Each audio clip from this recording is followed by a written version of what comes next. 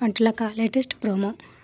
ఇక శంకర్ అయితే వాళ్ళ పెద్దమ్మకి ఇచ్చిన మాట ప్రకారము ఇక వెన్నెలనైతే కిడ్నాప్ చేసి అక్కడి నుండి తీసుకుని వెళ్తూ ఉంటాడు వాళ్ళ పెద్దమ్మ ఉన్న ఊరికి. అలా వెళ్తూ ఉండగా ఇక వెన్నెలకి వామిటింగ్ అయినట్టు ఫీల్ అవుతూ ఉంటుంది. దాంతో శంకర్ అయితే ఒక పక్క కారు ఆపుతూ ఉంటాడు. శంకర్తో పాటు వాళ్ళ ఫ్రెండ్స్ కూడా కారు దిగుతూ ఉంటారు.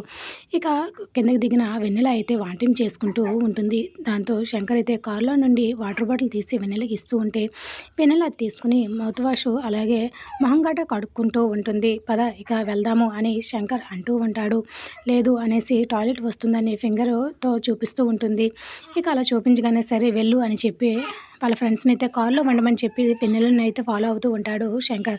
కాస్త దూరం వెళ్ళాక వెళ్ళు అని శంకర్ అని అయితే ఏంటి వెళ్ళేది, నువ్వు అటు వెళ్ళు అటు తిరుగు అని అంటే లేదు లేదు నేను ఇటు తిరగగానే నువ్వు పారిపోతే ఏం చేయమంటావు, నేను అటు తిరగను అని శంకర్ అంటాడు.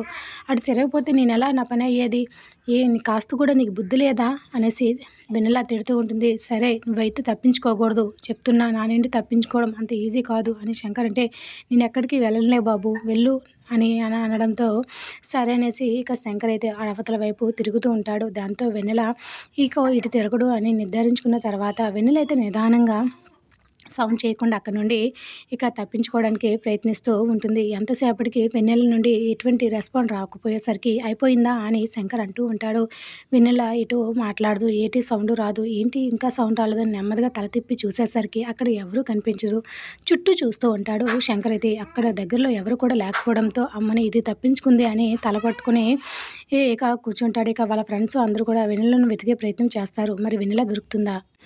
వెన్నెల దొరికితే శంకర్ వాళ్ళ పెద్దమ్మ దగ్గరికి తీసుకుని వెళ్తాడు. అసలు వాళ్ళ పెద్దమ్మ ఎందుకు వెన్నెలను తీసుకురమ్మంది వచ్చే ఎపిసోడ్